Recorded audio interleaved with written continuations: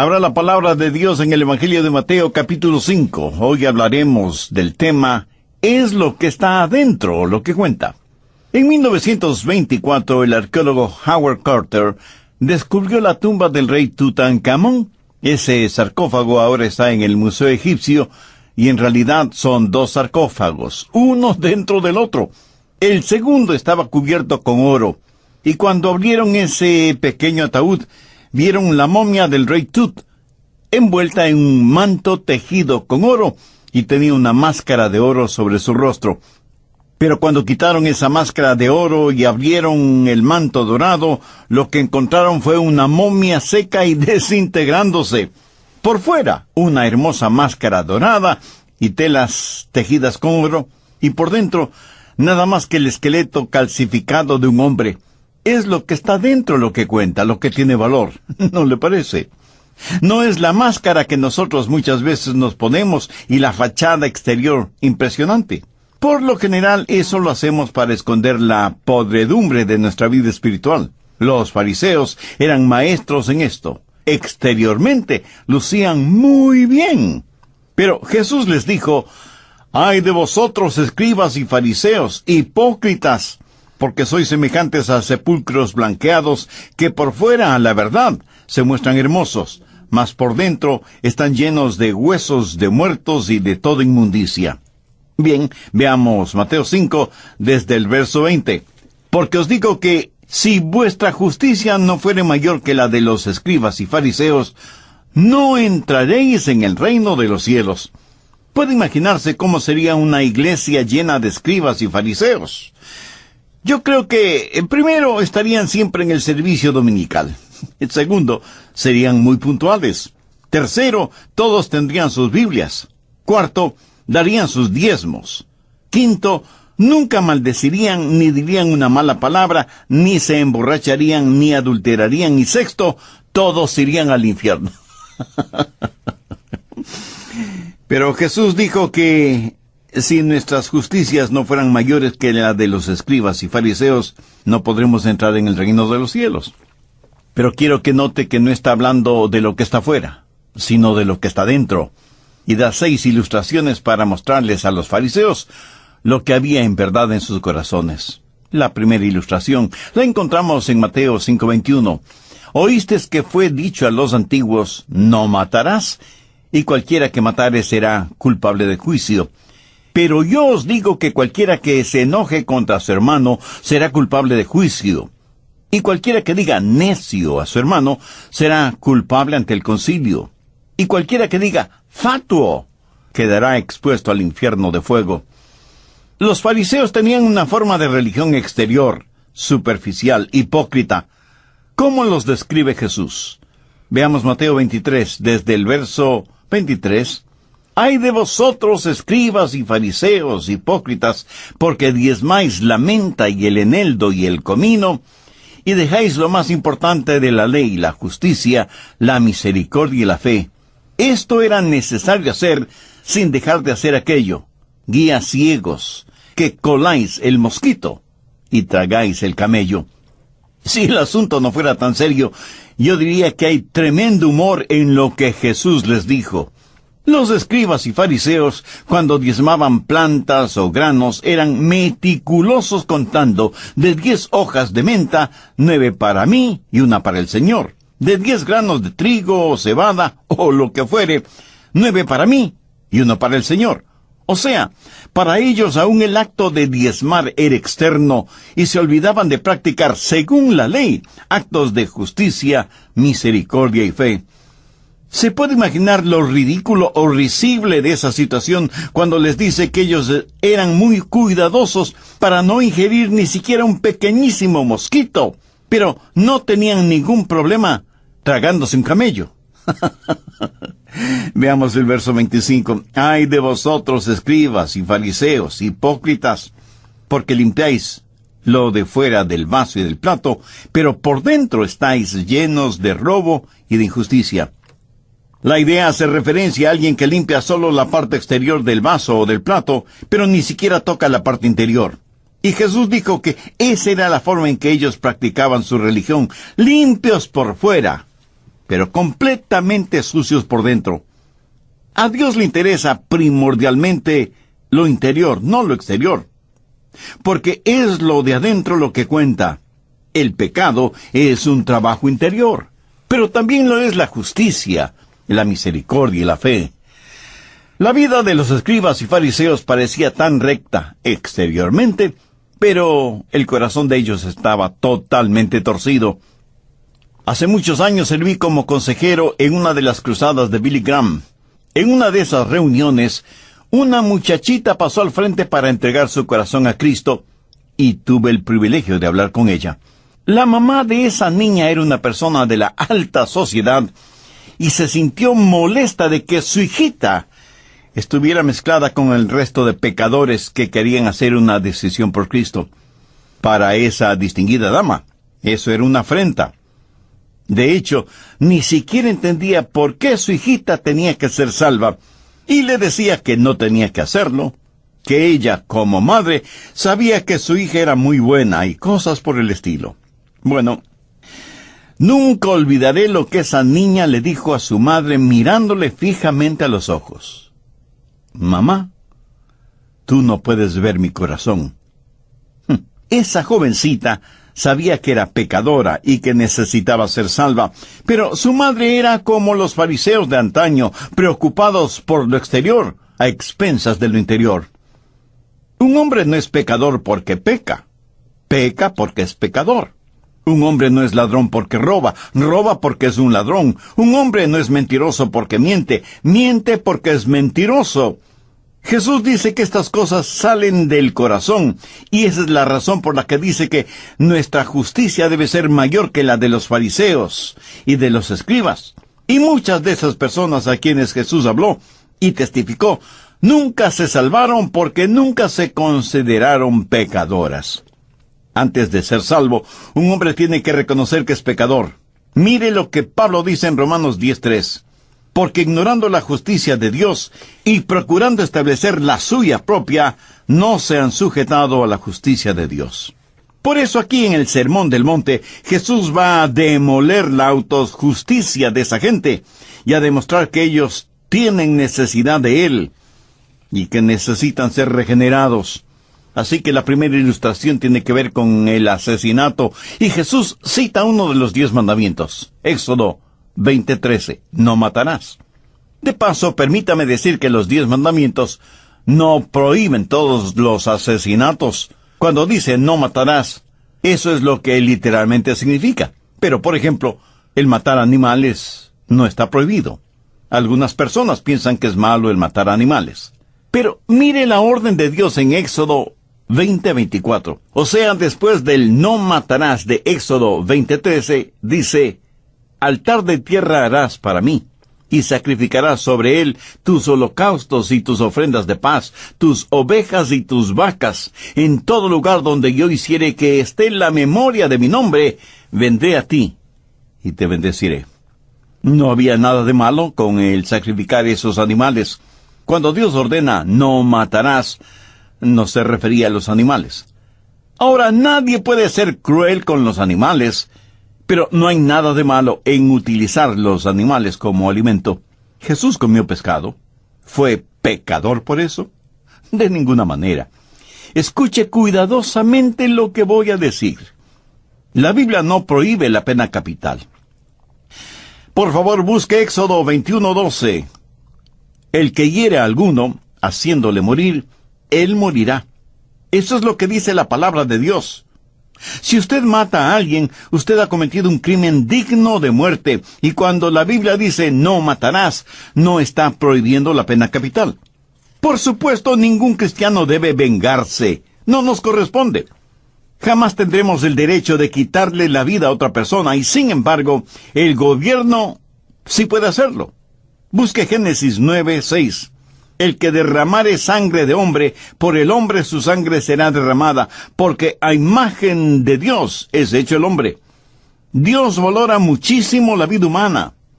La pena capital es una enseñanza clara de la palabra de Dios. Cuando la Biblia dice no matarás, no prohíbe el matar animales. Y trágico como es, tampoco prohíbe la pena capital. o la necesidad de defender a los suyos cuando otros amenazan sus vidas.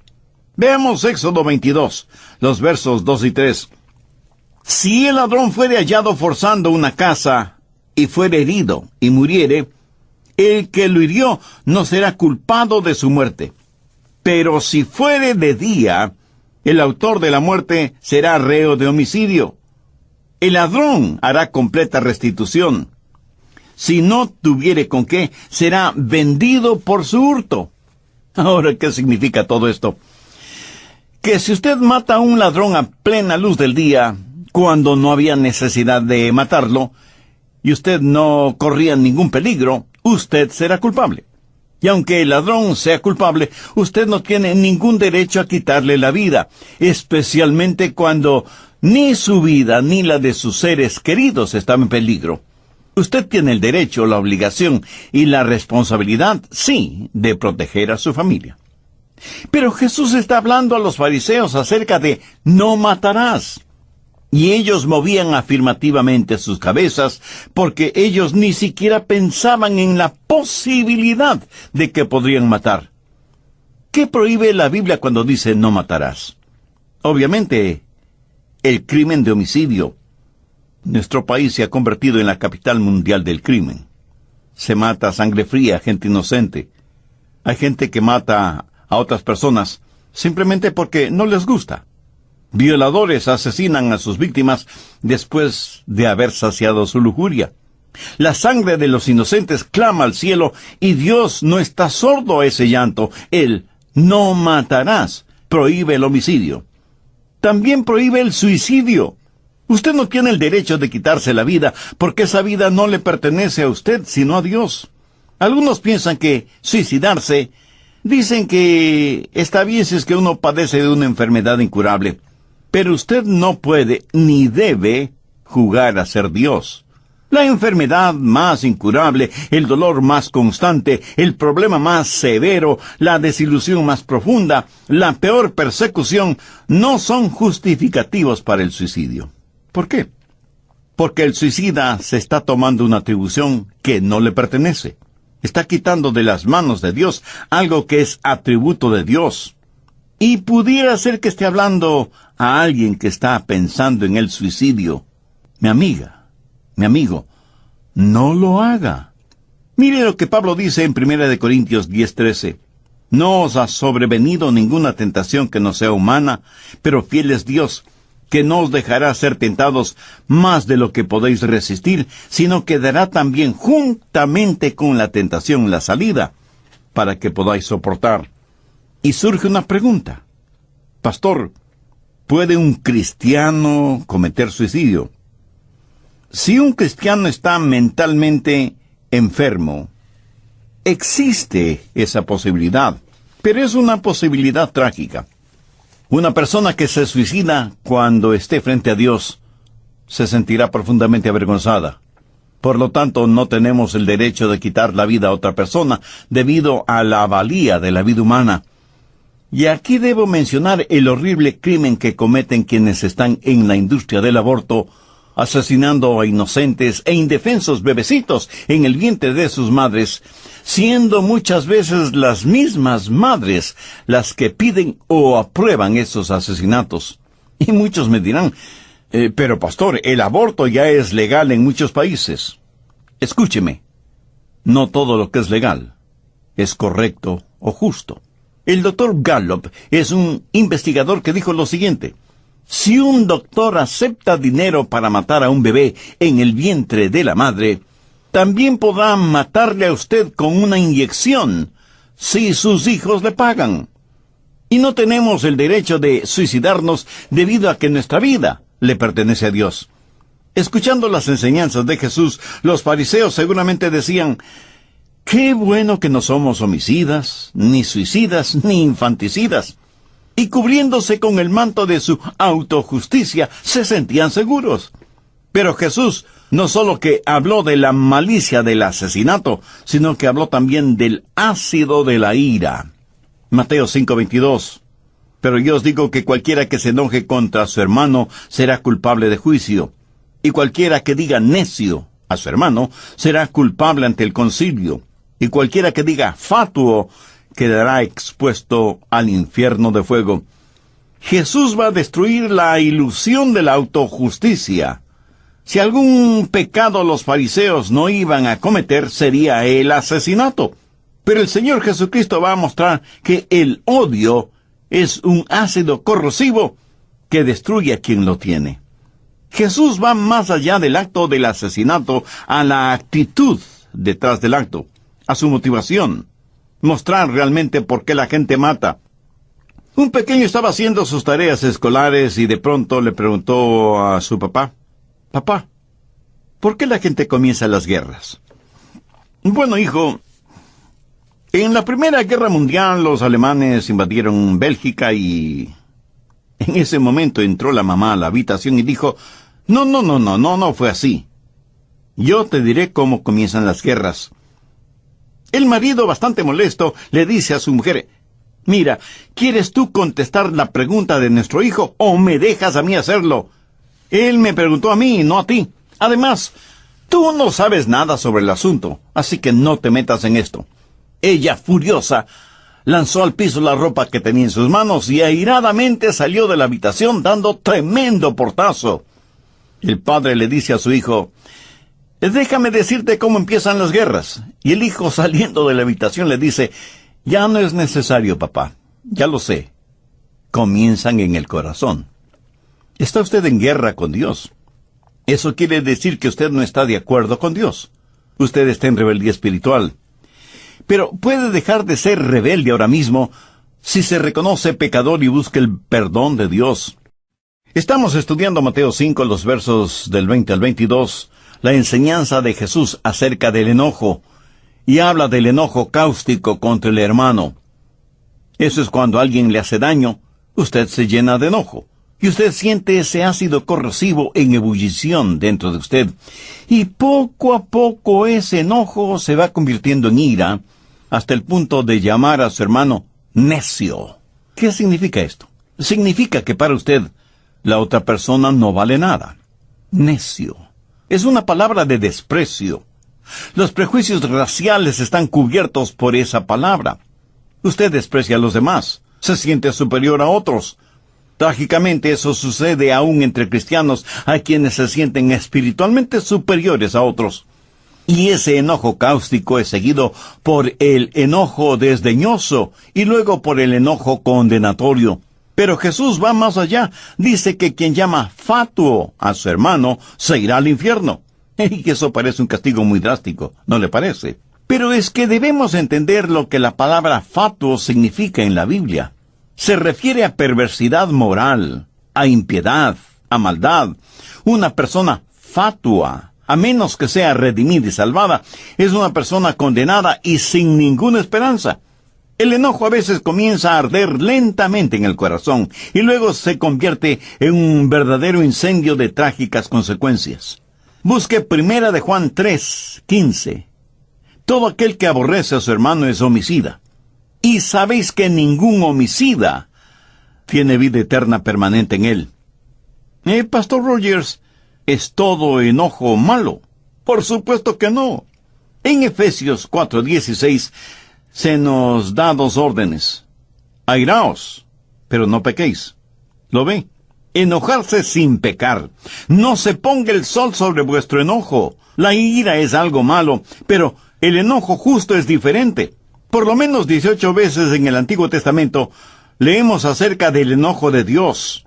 Y en el Nuevo Testamento tenemos la historia de cuando Jesús se enojó, lanzando afuera a los mercaderes en el templo.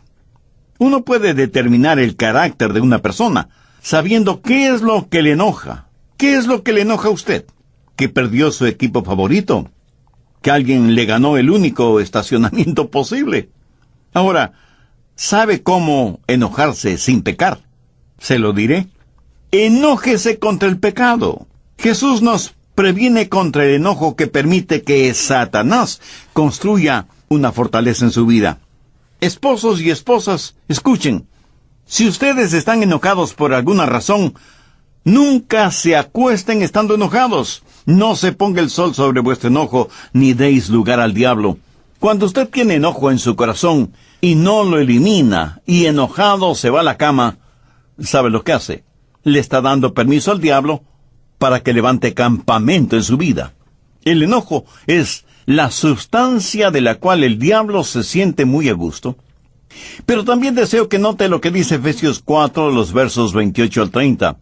El que hurtaba no hurte más, sino trabaje, haciendo con sus manos lo que es bueno, para que tenga que compartir con los que padecen necesidad.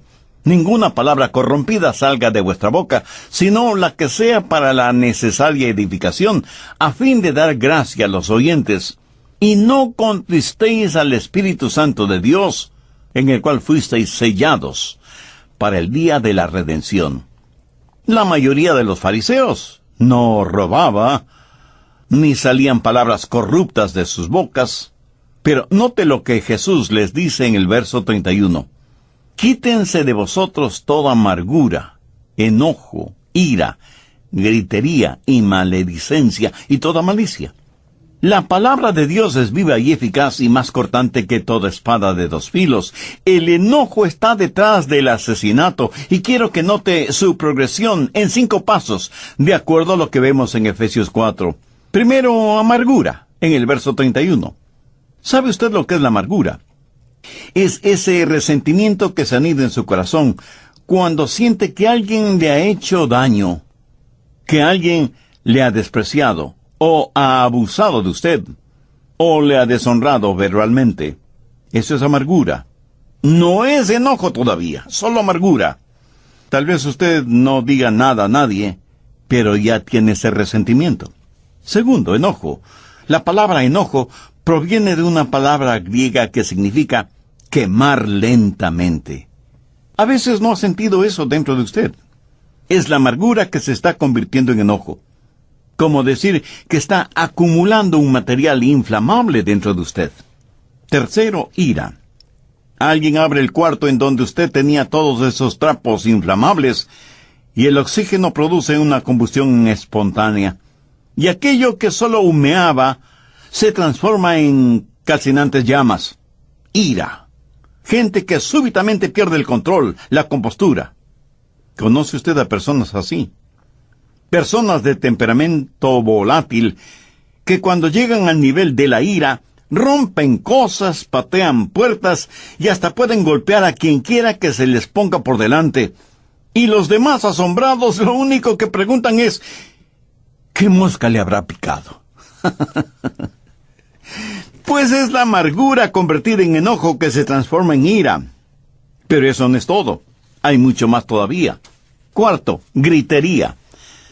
Bueno, creo que todos sabemos lo que es gritería, ¿verdad? Elevamos el tono de nuestra voz. Y cuando alguien nos pide que no gritemos, a gritos respondemos que no estamos gritando. Quinto, maledicencia. Una vez que usted ha elevado el tono de su voz, una vez que se ha encerrado usted mismo en esa actitud, comienza a decir cosas malévolas, diabólicas, y deja salir expresiones que no debía usar, y a decir cosas que no debía decir. Por ejemplo, decirle a su hijo, tú no sirves para nada, eres vago y holgazán como tus amigos. O a su esposa, decirle, qué maldición fue el haberme casado contigo. Ojalá te murieras. Y cosas así por el estilo. Y el diablo está frotándose las manos de alegría, y riéndose, y empujándole, y susurrando en sus oídos las cosas horrorosas que debe seguir diciendo. En pocas palabras, usted está fuera de control. ¿Sabía que por ahí hay una enseñanza psicológica que dice que es bueno para una persona el ventilar su ira? Dicen, desahóguese, grite, maldiga, patee. Es bueno abrir la válvula de presión y dejar escapar toda la ira que tenemos adentro. Mi amigo, eso no es más que una mentira.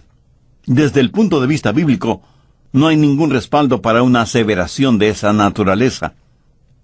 Es más, en su libro, La ira, una emoción mal entendida, su autora Carol Travis dice lo siguiente: la razón psicológica para desahogar la ira no resiste ni el más elemental escrutinio experimental.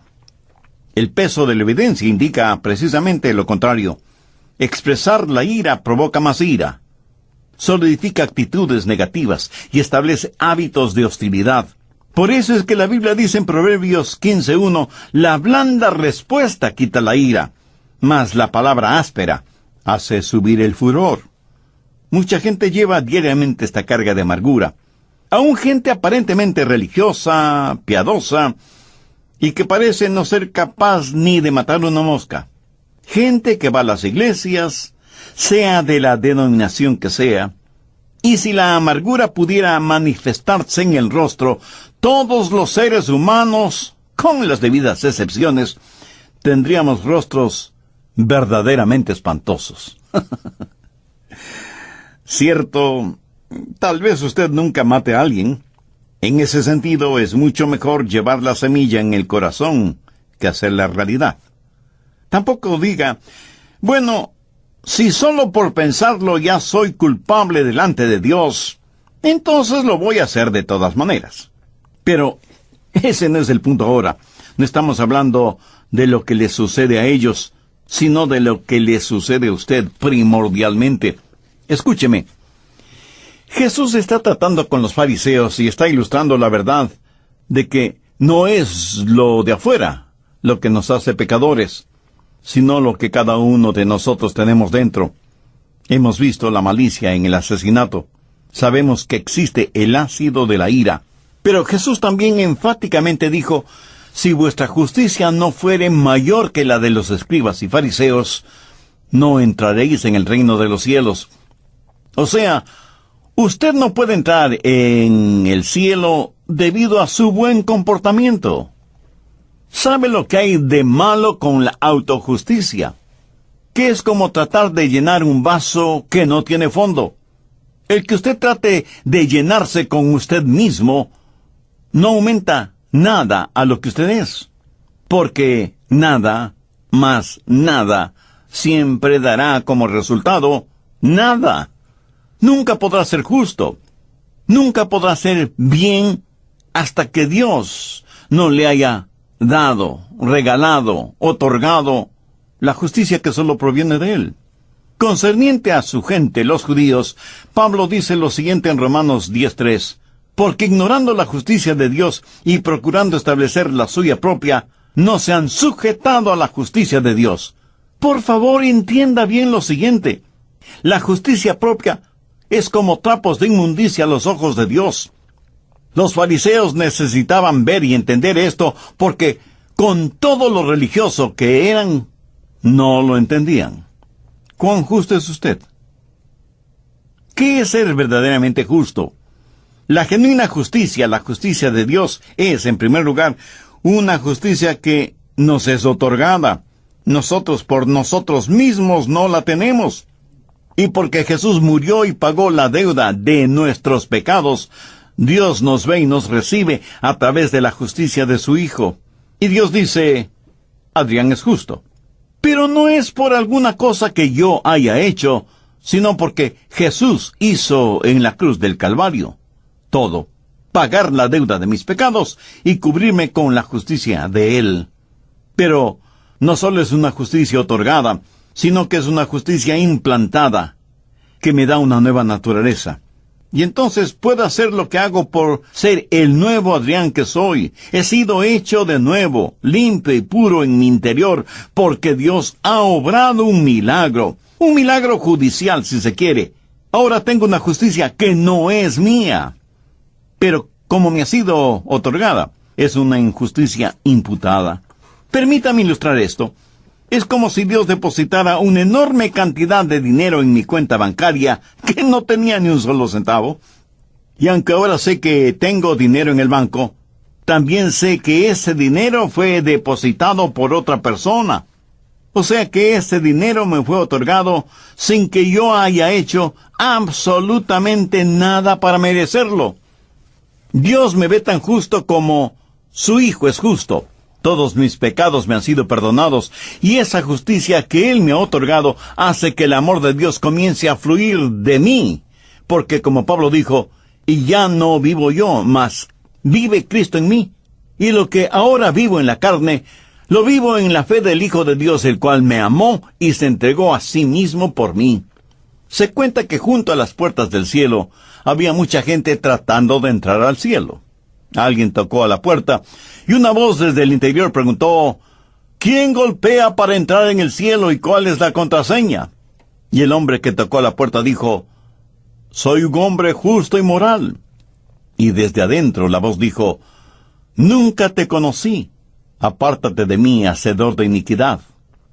Otro hombre tocó a la puerta, y otra vez la voz preguntó: ¿quién es el que busca entrar en el cielo y cuál es la contraseña?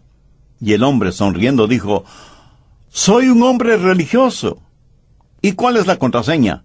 Ritual y religión. Nunca te conocí. Apártate de mí, hacedor de iniquidad. Y otro se acerca y toca la puerta. ¿quién es el que quiere entrar en el cielo y cuál es la contraseña? Oh, yo soy un hombre pacífico y humanitario. ¿Sabes cuál es la contraseña?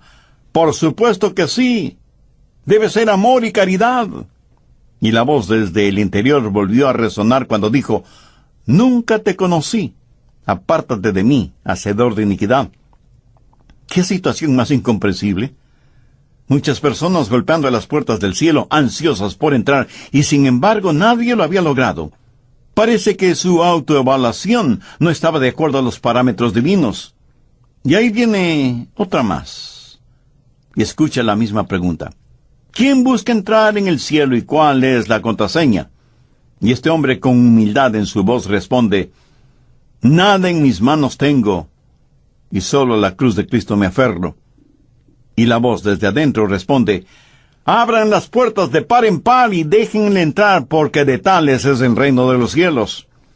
Y eso es exactamente lo que el Señor Jesucristo quiso decir cuando les dijo a los moralistas, a los religiosos y a los humanistas: si vuestra justicia no fuere mayor que la de los escribas y fariseos, no entraréis en el reino de los cielos. Ahora quiero que entienda perfectamente bien lo siguiente: Jesucristo no estaba en contra de las otras cosas. No estaba en contra de la religión, tanto y en cuanto sea la genuina. No estaba en contra de la moralidad, sino más bien en contra de la falta de la misma. No estaba en contra del amor, porque hubiera sido como estar en contra de él mismo, porque él es la manifestación, la encarnación del amor de Dios. Y por supuesto, él no estaba en contra de los 10 mandamientos, sino que incluso él enseñó cuál era el espíritu de la ley, y no solamente la letra de la ley.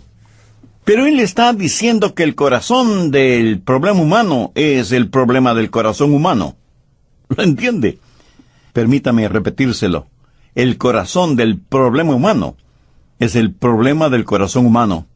Y la única respuesta para ese problema es el nuevo nacimiento. O sea, la justicia de Dios que nos es otorgada e implantada cuando nos salvamos mediante la fe depositada en el Señor Jesucristo. Mi sincera y constante oración es que cada uno de quienes me escuchan este momento entreguen su corazón a Cristo, confíen absolutamente en Él y sean salvos, no por sus conocimientos intelectuales, no por la influencia y popularidad que tengan, no por su nivel económico, social o político, no por el apellido que tienen o el abolengo de sus familias, sino porque reconociéndose pecadores y necesitados de perdón y salvación, con fe como la de un niño, abren su corazón y rinden su vida a Cristo, quien les amó hasta la muerte y muerte de cruz. Amiga.